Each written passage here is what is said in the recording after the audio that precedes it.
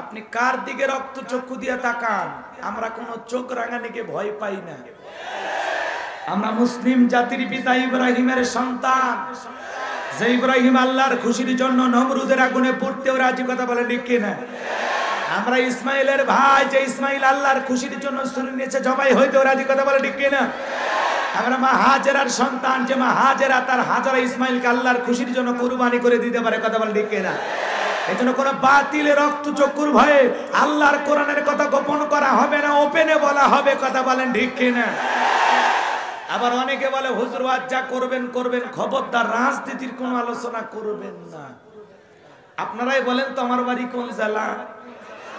গরিব এলাকায় বাড়ি দেখে আমার জেলার নামটা নিতেও আপনাদের কষ্ট হচ্ছে। একটু জোরে বলেন না বাজান, আমার বাড়ি কোথায়? যাক, কিছুটা হলে সান্ত্বনা পাইলাম। আপনাদের বাড়ি কোন জেলা? আমি গাইবান্ধা থেকে ময়মনসিংহ জেলা এসেছি শুধুমাত্র কোরআনের কথা বলার আশায়, এছাড়া আমার আর অন্য কোনো উদ্দেশ্য নেই। আর আমি গাইবান্ধা থেকে এসে এই হালুয়াঘাটের রাজনীতির কথা বলে আমার কোনো লাভ আছে? আগামী নির্বাচনে এলাকার মহিলা মেম্বার পদেও দাঁড়ানোর কোনো চান্স আছে? আমি কেন এখানে রাজনীতি করি? যদি করাই লাগে নিজের এলাকায় ইমানদাই করতে হবে, কথা বলেন ঠিক কিনা? এজন্য আমি আপনাদের কথার সাথে একমত, আপনারা টেনশন মুক্ত থাকবেন। আমি বাংলাদেশের রাজনীতি কোন দলের বক্তা না, আমি রাজনীতিক কোনো বক্তব্য দেব না। I will not say any political lot because I am not a leader of any political party. কারণ এখানে সব দলের লোক আছে, আছে না নাই? এখানে বসে আছে আওয়ামী লীগ, বিএনপি, জাতীয় পার্টি, জামাত ইসলাম, জাসদ, বাসদ, চরমান, আশিস, দেওয়ানবাগি, ফুরপুরে, হাটহাজারী, ওলামা নেজামা, তাবলিগ, পাবলিক, ওলামা লীগ, গণতন্ত্র, গণফোরাম, সুসমাজ, বিকল্প দ্বারা, এলজিবিটি, নাগরিক শক্তি, পিপিল সোসাইটি, 4 দল, 14 দল, 8 দল, 19 দল, 20 দল, ইসলাম, বিএনএফ, বাংলাদেশ কংগ্রেস যে পর্যন্তই থাক। বাংলাদেশে কত দল? আমি যদি দলীয় আলোচনা করি, এই দিক থেকে যদি একটা দল হলো গুতা মারে, ওই দিক থেকে আর একটা দল হলো থানায় টেলিফোন করে। আমি ছোট হুজুরের অবস্থা ভালো না খারাপ? অতএব আজকের মাহফিলে বাংলাদেশের রাজনীতি নিয়ে কোনো আলোচনা করা হবে না। বলেন, বাংলাদেশের রাজনীতি নিয়ে কোনো আলোচনা করা হবে না। তবে হ্যাঁ, আমি যদি কোন রাজনৈতিক বক্তব্য দেই, এই পৃথিবীর শ্রেষ্ঠ রাজনীতিবিদ, শ্রেষ্ঠ রাষ্ট্রনায়ক, শ্রেষ্ঠ রাষ্ট্রপতি, শ্রেষ্ঠ সেনাপতি, শ্রেষ্ঠ বৈজ্ঞানিক, শ্রেষ্ঠ দার্শনিক, শ্রেষ্ঠ বাবা, শ্রেষ্ঠ নানা, শ্রেষ্ঠ আদর্শ, শ্রেষ্ঠ মহামানব রহমাতুল আলামিনের মদিনার আদর্শের রাজনীতির কথা বলবো। আমি যদি কোন রাজনৈতিক বক্তব্য দেই, খলিফাতুল মুসলিমিন আমিরুল মুমিনিন হযরত ওমর ফারুকের আদর্শের রাজনীতির কথা বলবো। সেই ওমর ফারুক আল্লাহর জমিনে আল্লাহর আইনকে প্রতিষ্ঠিত করতে গিয়ে নিজের কলিজার টুকরা ছেলেকে পর্যন্ত সার দেয় নাই, কথা বলেন ঠিক কিনা? সেই মদিনাওয়ালার আদর্শের রাজনীতির কথা শোনার পর আপনার যেন আবার চুলকানি আরম্ভ না হয়। কারণ কোরআন হাদিসের হক কথা সবার পেটে হজম হয়। আপনারাই বলেন তো, সুদখোরের সামনে যদি সুদের বিষয় নিয়ে ওয়াজ করা হয়, ও কি হালুয়াঘাট বাজার থেকে মিষ্টি নিয়ে এসে বলবে হুজুর হা করেন মিষ্টি খান? নাকি বলবে এই হুজুর এসে সুদের ওয়াজ কইরা আমার সুদের ব্যবসায় লাল বাতি জ্বালাইছে, কথা বলেন ঠিক কিনা? যারা ঘুষ খায়, দুর্নীতি করে, হারাম খায়, ভুরি বানাইছে 26 মাসের গর্ভবতী, ওই হারাম করতে সামনে ঘুষের আলোচনা করলে খুশি নেবে যা। যারা বেনামাজি, নামাজ পড়ে আসার খায়া পইরাও আল্লাহ সিজদা দেয় না, ওদের সামনে নামাজের ওয়াজ করলে খুশি নেবে যায়। যে সমস্ত মা বোনেরা বোরকা পরে না, পর্দা করে না, বুকে ওড়না পর্যন্ত নেয় না, জিন্সের প্যান্ট গেঞ্জি পরে রাস্তা দিয়ে হাইটা যায়, পিছন দিক দিয়ে তাকালে মনে হয় দুইটা সুপারি গাছ দাঁড়িয়ে আছে, এরকম বেহায়া বেপরদা নারীর সামনে পর্দার আলোচনা করলে খুশি নেবে যায়। এক কথায় ওয়াজ যদি কারো বিপক্ষে চলে যায়, কিয়ামত পর্যন্ত সে বক্তার উপরে খুশি হবে না, কথা বলে ঠিক কিনা? এই জন্য পরিষ্কার কণ্ঠে একটি কথা বলে দিতে চাই, আজকের আলোচনার সভাপতি স্যারের মতো হবে না, প্রধান অতিথির মতো হবে না, মাহফিল কমিটির মতো হবে না, বক্তার মতো হবে না, শ্রোতাদের মতো হবে না। আল্লাহর কোরআন যা বলবে, গোলাম রব্বানি তাই বলবে। এতে কে খুশি কে বেজার ওইটা দেখার টাইম নাই, কথা বলেন ঠিক কিনা?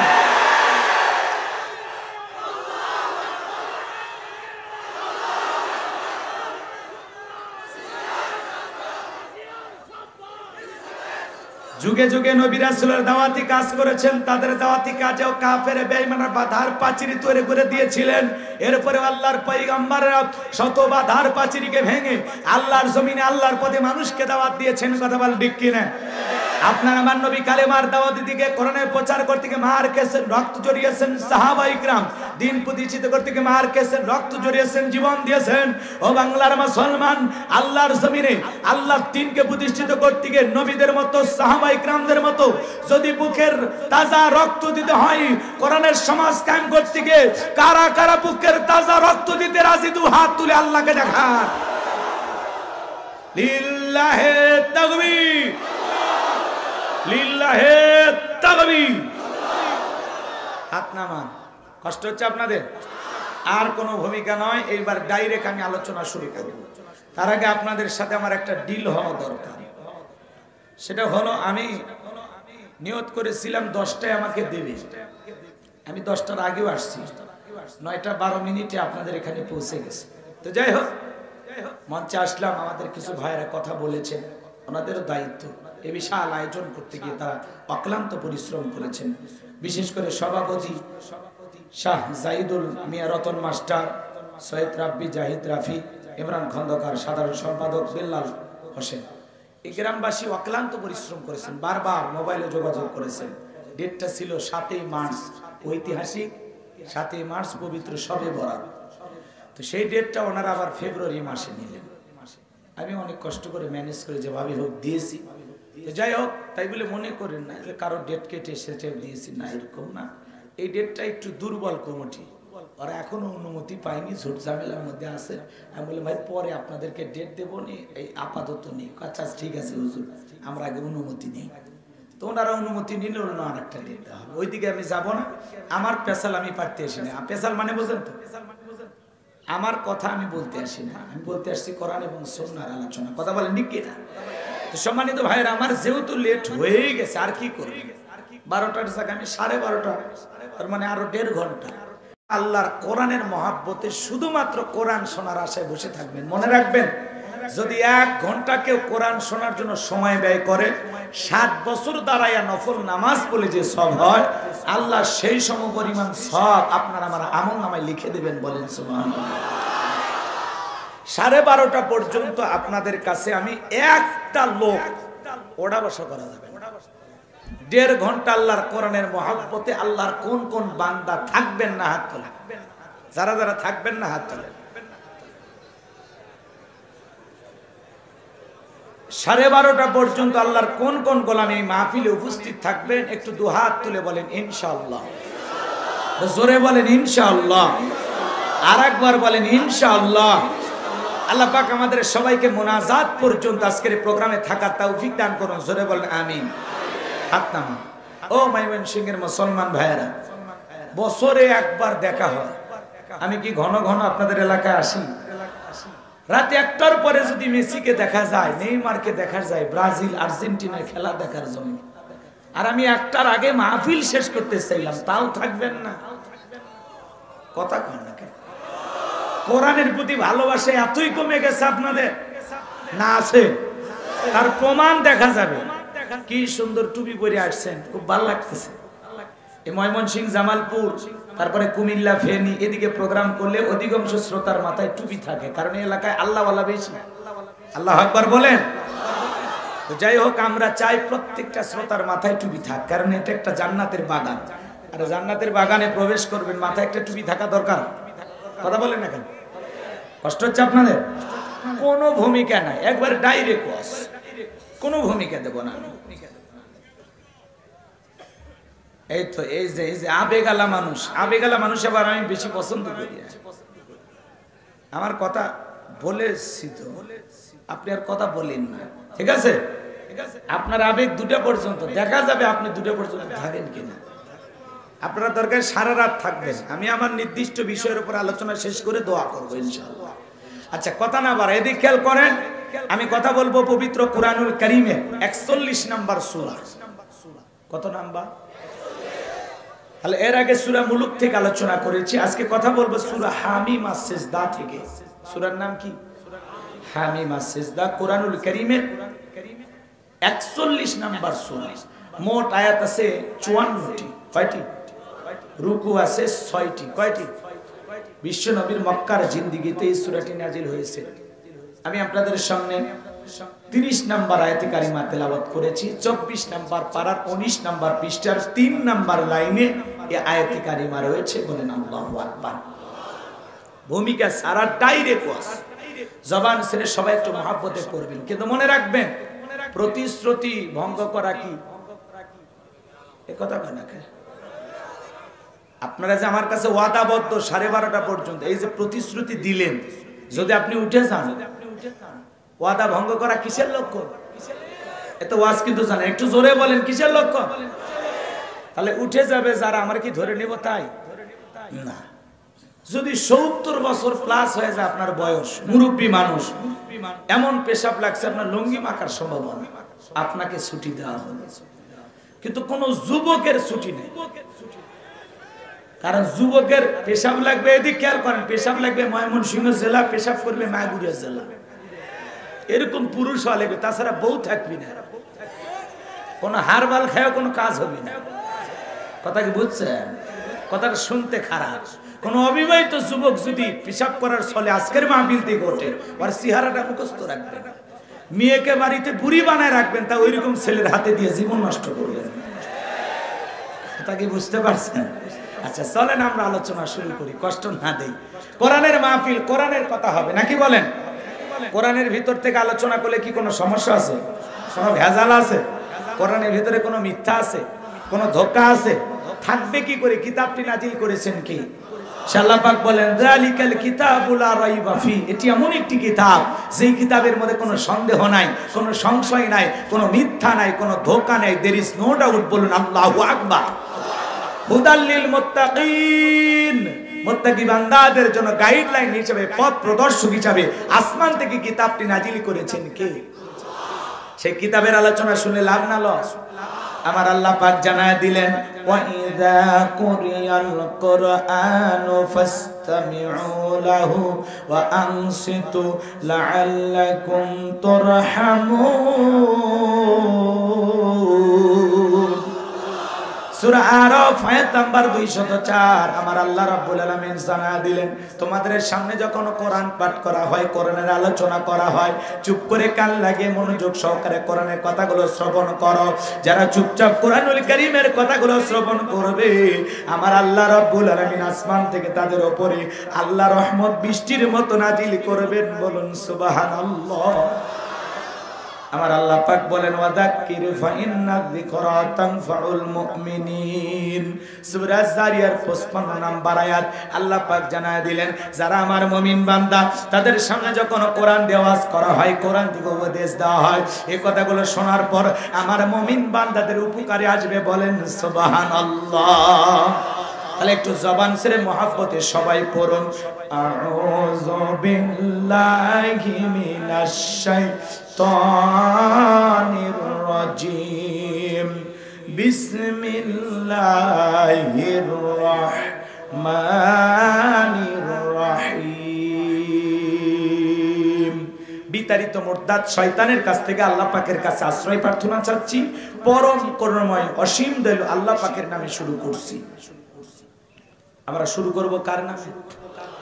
যে কোনো কাজের শুরুতে বিসমিল্লাহ পড়ার দরকার আছে না? কোরআনুল কারীমের আয়াতের পাওয়ার কথা আপনি জানেন? কথা বলেন। সংক্ষিপ্ত করে 2 মিনিটে একটা আলোচনা করে দিই, মূল আলোচনায় প্রবেশ করব। ভাইয়েরা আমার গভীর মনোযোগ। আজকের এই প্রোগ্রামে একটা মহিলা প্যান্ডেল আছে না? কথা বলেন। মহিলা প্যান্ডেল নাই, কিন্তু মা বোনেরা তো আলোচনা শোনে, আসে না? আচ্ছা এদিক খেয়াল করে। প্রোগ্রামে মহিলা প্যান্ডেল রাখেন নাই, কারণ তাদের নিরাপত্তা দিতে একটু সমস্যা আছে, এই জন্য ভালো কাজ করেছে, কোনো সমস্যা নেই। তারপরে তাদের যদি আপনারা পরিবেশ তৈরি করে দিতে পারেন, ওইটাও ভালো। এদিক খেয়াল করে, গভীর মনোযোগ দেন। তো মহিলা প্যান্ডেলে একটা ইহুদি মেয়ে আল্লাহর সেই বুজুর্গ গোলাম বয়ান করতেছেন একটি দ্বীনি মজলিসে। ওই বয়ান শোনার জন্য একটা ইহুদি মেয়ে এসেছে। কে আসছে বলেন তো? আমাদের মাঝে মাঝে আমাদের আলোচনা শোনার জন্য অন্য ধর্মাবলম্বীরা আসে কিনা? জোরে বলেন, আসে কিনা? এই বছরে গত জানুয়ারি মাসের 14 তারিখে আমার হাতে হাত রেখে একজন মানুষ, হিন্দু যুবক, কালেমা পড়ে মুসলমান হয়েছে। গত ডিসেম্বর মাসে গাজীপুরের একজন মানুষ আমার হাতে কালেমা পড়ে মুসলমান হয়েছে। আমি অদমের হাতে আজ পর্যন্ত 9 জন মানুষ কালেমা পড়ে মুসলমান হয়েছে। কষ্ট পাচ্ছেন আপনারা? তো ইহুদি মেয়েটা আলোচনা শুনতেছে, আল্লাহর সেই বুজুর্গ গোলাম আয়াত আলোচনা করতেছেন। কুল হুয়াল্লাহু আহাদ, হে নবী আপনি বলুন আল্লাহ এক, আল্লাহ দ্বিতীয়। তাহলে ইহুদি মেয়েটা বুঝতে পারলো সৃষ্টিকর্তা একজন। কয়জন? আরো জোরে বলেন। মেয়েটা যখন বুঝতে পেরেছে সৃষ্টিকর্তা আল্লাহ একজন, আস্তে আস্তে আলোচনা শুনে যখন বুঝতে পেরেছে আল্লাহর কাছে একটা ধর্ম, মনোনীত ধর্মের নাম ইসলাম। ইন্নাদ-দীনা ইনদাল্লাহিল ইসলাম। আল্লাহ পাকের কাছে নিঃসন্দেহে কেবলমাত্র শুধুমাত্র একটা ধর্মই মনোনীত, ধর্মের নাম কি? মেয়েটা যখন বুঝতে পারলো সৃষ্টিকর্তা একজন আল্লাহ, শ্রেষ্ঠ ধর্ম একটি ইসলাম, আর দেরি করে নাই।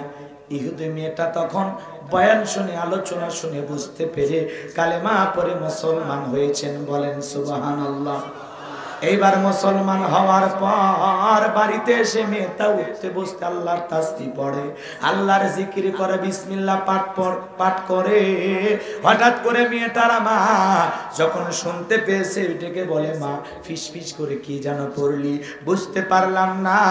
মেয়েটা ডেকে বলে, মা মুসলমান হয় যারা মিথ্যা কথা বলে না তারা, ওয়াকুলু কাওলান সাদীদা, সঠিক কথা বলো, সত্য কথা বলো। মুসলমান কোনদিন মিথ্যাবাদী হতে পারে? তো আমাদের সমাজে মিথ্যাবাদী আছে না? না, মিথ্যা কথা বলে সকালে নাস্তা খায়, দুপুরে লাঞ্চ করে, রাতে ডিনার করে, কথা কয় না। মিথ্যা বলতে বলতে সাপা বেকা হয়ে গেছে, তাও মিথ্যা বলা ছাড়ে না। আপনাদের এলাকায় না থাকলেও আছে, ভারতে আছে। রাগ করতেছেন মনে? তাহলে মুসলমান মিথ্যাবাদী হয় না সত্যবাদী হয়? কথা কন না ভাই, কথা বলেন না কেন? মনে রাখবেন, আমি করব ওয়াজ, আপনারা দেবেন আওয়াজ, জবাব দিবেন ঠিক ঠিক, আলোচনা হবে কমপ্লিট। শ্রোতাদের স্পিরিটেই বাড়ে বক্তার হিট, আলোচনা হবে জায়গা মতো ফিট। কথা না বললে ওয়াজ হবে না, একটু আওয়াজ দিতে হবে। এতগুলো মানুষ যদি কথা না বলেন তো ওয়াজ জমবে? একটু সহযোগিতা করেন, পারবেন তো ইনশাআল্লাহ? পিছনের ভাইয়েরা বেঁচে আছেন তো ইনশাআল্লাহ? হ্যাঁ, একটু কথা, বেঁচে আছেন তো? হ্যাঁ, আপনারা একবার তাকবীর দেন তো, এই পাশে লিল্লাহি তাকবীর। আপনারা যারা পিছনে আছেন একবার তাকবীর, লিল্লাহি তাকবীর। সবাই মিলে লিল্লাহি তাকবীর। যাক, আলহামদুলিল্লাহ। এদিকে খেয়াল কর, মনোযোগ দেন আমার ভাইয়েরা, গভীর মনোযোগ দিয়ে কথাগুলো শুনে যান। এইবার মেয়েটা ডেকে বলে, মা আমি মুসলমান হয়েছি, আমি মিথ্যা কথা বলতে পারবো না, ইমানের মালা গলায় পরেছি। এই কথা শোনার পর ডেকে বলে, মেয়েরে তুমি আমাদের একমাত্র আশা ভরসা, এসব কি শুনছি, তুমি কেন মুসলমান হয়েছো? এখনো সময় আছে, ইসলাম ধর্ম ত্যাগ করে বাপ দাদা ধর্মে ফিরে আসো। মেয়েটা ডেকে বলে, মা আমার পক্ষে ইসলাম ধর্ম ছাড়া সম্ভব নয়। মা গো মা, ইসলাম মানতে গিয়ে আমি যে মজার স্বাদ পাইছি, আমার পক্ষে ইমানের পথ পরিত্যাগ করা সম্ভব নয়। আল্লাহু আকবার বলেন। এইবার ডেকে বলে, মা রাতের বেলায় তোর বাবা আসলে বলে দেবো, বলে আমার কোনো সমস্যা নাই। স্বামী যখন এসেছে ডেকে বলে, স্বামী গো সর্বনাশ হয়ে গেছে, আমাদের একমাত্র মেয়ে কালেমা পড়ে মুসলমান হয়েছে। এই কথা শোনার পর ডেকে বলে, আমার মেয়েকে আমার সামনে নিয়ে আসো। মেয়েকে ডেকে বলে, মা এসব কি শুনছি, তুমি নাকি কালেমা পড়ে মুসলমান হয়েছো, এখনো সময় আছে মা, ইসলাম ধর্ম ত্যাগ করো, তোমাকে অনেক আশা ভরসা, তুমি মুসলমান হয়েছো। একথা প্রকাশ হয়ে গেলে বংশে কালি পড়বে, মানুষের কাছে মুখটা দেখাইতে পারবো না, এখনো সময় আছে মা, ইসলাম ধর্ম ত্যাগ করে বাপ দাদা ধর্মে ফিরে আসো। মেয়েটা ডেকে বলে, বাবা আমার পক্ষে ইসলাম ধর্ম ত্যাগ করা সম্ভব নয়। বলেন আল্লাহু আকবার। অনেক ভাবে বুঝাইলেন, মেয়ে রাজি হয় না। আমার ভাইয়েরা পরের দিন সকালবেলা বাদশার কাছে চলে গেছে। ওই বাদশার তার সিল মোহর মারা আংটি ব্যক্তির হাতে দিয়েছে। বাদশার খুব কাছের ব্যক্তি ছিল এই মানুষ। ডেকে বলে, এই সিল মোহর মারা আংটি আপনার হাতে যত্ন করে রাখবেন। নিয়ম হলো, ওই বাদশার সিল মোহর মারা আংটি যদি কেউ হারিয়ে ফেলে দেয়, বাদশার আংটি হারানোর অপরাধে বাদশা তারে ফাঁসি দিয়ে মারে। লোকটা তখন হঠাৎ করে মেয়ের কথা মনে হয়ে গেছে, তখন ডেকে বলতেছে, বাদশা এই আংটি আমি আপনার দায়িত্বে আপনার এই দায়িত্ব আমি পালন করতে পারবো না, কারণ হলো আমি অনেক ব্যস্ত থাকি। যদি আংটিটা হারিয়ে ফেলে আপনি তো আমারে ফাঁসি দিয়ে মারবেন। যদি মনে কিছু না নেন, এই আংটির দায়িত্ব আমি আমার মেয়ের কাছে দেব। বাদশা বলে তাতে আমার আপত্তি নাই, তবে অবশ্যই আপনার মেয়েকে আপনি সতর্ক করবেন, কারণ আপনি তো নিয়ম জানেনই, আইনটা কি বলে। হ্যাঁ আমি জানি, ঠিক আছে যাও। এইবার বাড়িতে যা মেয়েটার হাতে আংটি দিয়া বলে, মা খবরদার এই বাদশার সিলমোহর মারা আংটি যেন না হারাও। যদি হারিয়ে ফেলো মা, বাদশার সিলমোহর মারা আংটি হারানোর অপরাধে বাদশা কিন্তু তোমার শুলিতে চড়াবে, ফাঁসি দিয়া মারবে। মেয়েটা রেখে বলে বাবা ঠিক আছে। এই কথা বলে মেয়েটা বিসমিল্লাহ বলে পকেটের ভিতরে আংটিটা পকেটের ভিতরে রেখে দিয়েছে। রাতের বেলায় বাবা কৌশলে মেয়ের ঘরে প্রবেশ করে আমার পকেট থেকে আংটিটা নিয়ে বাড়ির পাশে নদী ছিল, নদীর মধ্যে ছুঁড়ে ফেলে দিয়েছে। আর মনে মনে বলতেছে, মেয়েরে আমি যখন বাদশার সিলমোহর মারা আংটি চাইবো, যখন তুমি আংটিটা দিতে পারবা না, বাদশার সিলমোহর মারা আংটি হারানোর অপরাধে বাদশা তোমারে শুলিতে চড়াবে, ফাঁসি দিয়া মারবে। তুমি মুসলমান হয়েছো এ কথা প্রকাশও পাবে না, আমার উঁচু মাথাটাও নিচু হবে না, বংশে চুনকালি পড়বে না। বাবা হয়ে মেয়ের বিরুদ্ধে গভীর ষড়যন্ত্র করলেন, কারণ একটাই, মেয়েটা ঈমানের পথ গ্রহণ করেছে। মেয়েটা মুসলমান হয়েছে, যেন আপন পিতা হইয়া মেয়ের বিরুদ্ধে ষড়যন্ত্র করলেন। ঘটনাটাকে আমি বলবো, কষ্ট হবে না আপনাদের? কারা কারা শুনবেন একটু হাত তোলেন তো শোনা ভাইরা আমার। লিল্লাহে তাকবীর, হাত টান করে তোলেন। লিল্লাহে তাকবীর, হাত নামান। তাহলে কোন সূরা থেকে আলোচনা করব?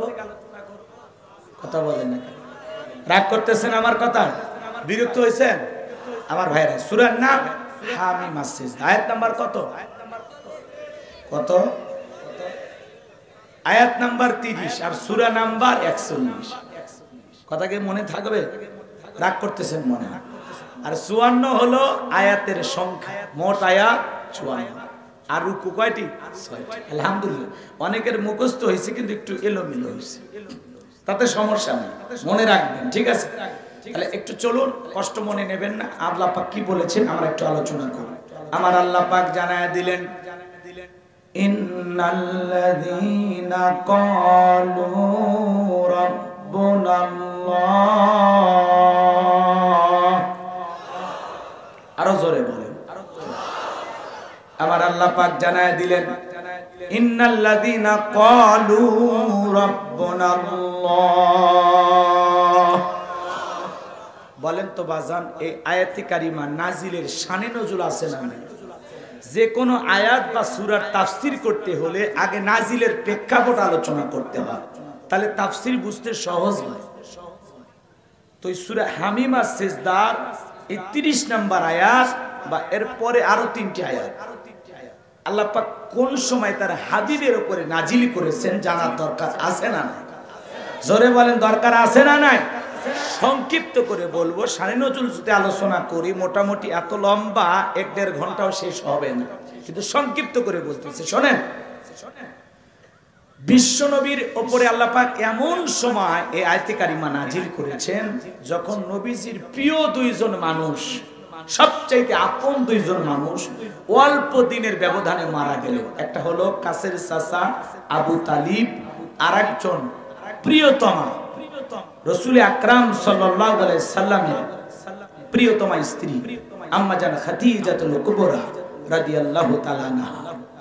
এই 2 জন মানুষ অল্প দিনের ব্যবধানে মারা গেলেন। তাহলে রাসূলের অন্তরের অবস্থা কি বুঝতে পেরেছেন? এদিকে মনোযোগ। এরপরে বিশ্বনবী দাওয়াতি কাজ চালিয়েই যাচ্ছেন, সাহাবায়ে কিরামদের উপরে নানাভাবে নির্যাতন। আল্লাহ রাসূল তখন চলে গেলেন তায়েফে। তায়েফে যায় কালেমার দাওয়াত দিতে গিয়ে তারা তো দাওয়াত গ্রহণ করলোই না। আল্লাহ রাসূলকে নির্দয় নিঠুর ভাবে শুধু পাথর দিয়ে আঘাত করে তার জান্নাতি শরীর মোবারক থেকে রক্ত ঝরিয়েছে। যায়েদ বিন হারেসা বলেন, আমি যখন আল্লাহ রাসূলের পবিত্র পা মোবারক থেকে জুতা খুলতে গেলাম, জুতার ভিতরে দেখি রক্ত জমে আছে। পা থেকে জুতাটা খুলতে কষ্ট হচ্ছে, রক্ত জমাট বেঁধে আছে। এই যখন আল্লাহ রাসূলের অবস্থা, তায়েফ থেকে ফিরে আসার পর 19 দিন আসমান থেকে ওহি আসা বন্ধ ছিল কয়দিন? কথাগুলো একটু মনোযোগ দিয়ে শুনবেন। আমি সংক্ষিপ্ত করে বলতেছি, কারণ যদি আমি পুরোটা বলতে যাই তাহলে অনেক সময় লাগবে। আমি একটা টার্গেট নিয়ে কথাগুলো শুরু করেছি, সেই টার্গেট মোতাবেক আমাকে পৌঁছাইতে হবে। আর এই টার্গেট পর্যন্ত যদি যেতে পারি আপনাদেরও ভালো লাগবে ইনশাআল্লাহ। একটু মনোযোগ দেন আমার ভাইয়েরা। এদিকে কাফেররা সমালোচনা করলো, যারা ঈমান গ্রহণ করেছে তাদের বলতেছে, কি বাবা তোমাদের নবীকে কি আল্লাহ ভুলে গেছে? যেই জিন তোমাদের নবীর উপরে আসর করেছিল সে কি চলে গেছে? কই নবী সাল্লাল্লাহু আলাইহি সাল্লাম তো কিছুই বলে না, মুহাম্মদ সাল্লাল্লাহু আলাইহি সাল্লাম তো নতুন কোনো আপডেট দেয় না। তোমরা খামাখাই মুসলমান হয়েছে, খামাখাই ধর্ম গ্রহণ করেছো, এখনো সময় আছে ইসলাম ধর্ম ত্যাগ করো। এ কথা বলে সাহাবীদের মন মানসিকতা নষ্ট করে দেওয়ার জন্য কাফেররা সমালোচনা করে কি করতেছেন? কষ্ট দিতেছেন। একে তো ওই আশা বন্ধ, আল্লাহ রাসূলের উপর নির্যাতন, সাহাবায়ে কিরামদের উপর নির্যাতন, চতুর্দিকে সমালোচনার ঝড়। তাহলে মনের অবস্থা ভালো না খারাপ? কথা বলেন না। সাহাবায়ে কিরামদের এবং নতুন মুসলমানদের মন হতাশাগ্রস্ত, তারা ভেঙে পড়েছেন অনেকটা। কথাকে বোঝেন নাই? তাদের হতাশাগ্রস্ত মনটাকে আল্লাহ পাক সতেজ করার জন্য, কথা কোন বোঝেন নাই, তাদের যেহেতু হৃদয়ের ভিতরে অনেক খরা, এজন্য আল্লাহ পাক এমন একটি আয়াতে কারিমা নাজিল করলেন, যে আয়াতে কারিমার মাধ্যমে তাদের ভেঙে যাওয়া মন, তাদের হতাশাগ্রস্ত মন যেন সতেজ পরিপূর্ণতা লাভ করে, তারা যেন আনন্দিত হন। এরকম সুন্দর কয়েকটি আয়াত আল্লাহ রাসূলের উপরে তখন নাজিল করলেন। বলেন আল্লাহু আকবার। আমার আল্লাহ রাব্বুল আলামিন জানায়া দিলেন, ইন্নাল্লাযীনা ক্বালু রাব্বুনাল্লাহু সুম্মা ইসতাকামু তাতানাজ্জালু আলাইহিমুল মালাইকাতু আল্লা তাখাফু ওয়া লা তাহজানু ওয়া আবশিরু বিল জান্নাহ বিল জান্নাতিল্লাতী কুনতুম তুআদুন।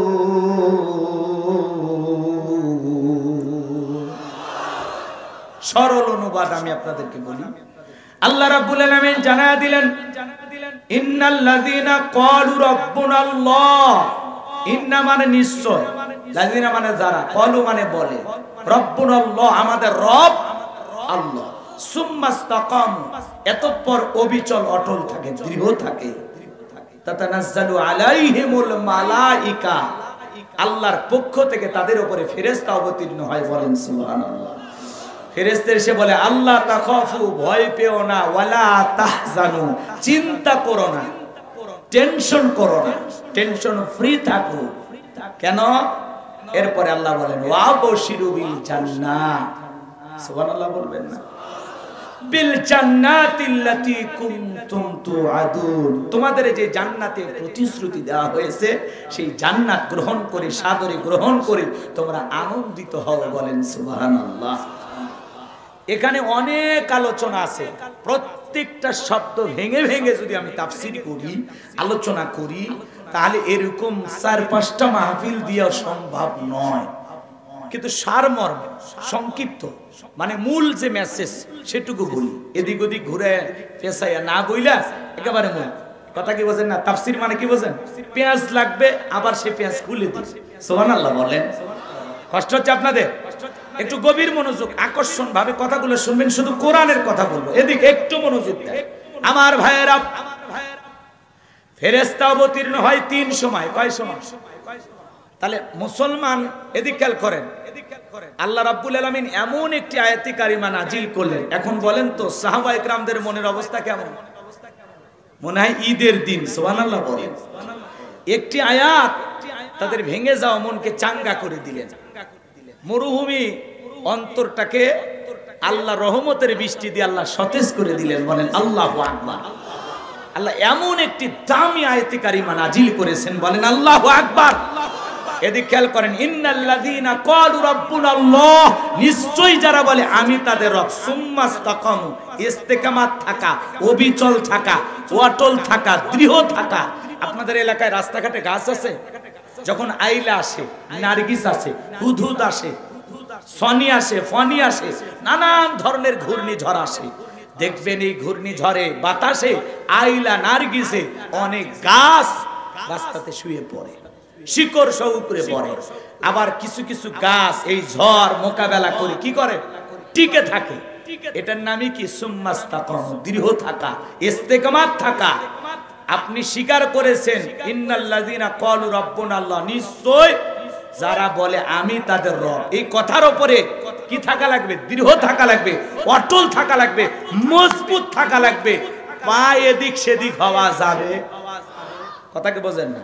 ওই ঝড়ে যেরকম যে গাছগুলো টিকে থাকে, ঠিক আপনি মুসলমান ইমানের পথে, ইসলামের পথে চলতে গেলে আপনার উপরে ঝড় আসবে, তুফান আসবে, মামলা আসবে, হামলা আসবে, নির্যাতন আসবে, রিমান্ড আসবে, নানান ধরনের ঠাট্টা বিদ্রুপ হাসি তামাশা আপনাকে নিয়ে করা হবে।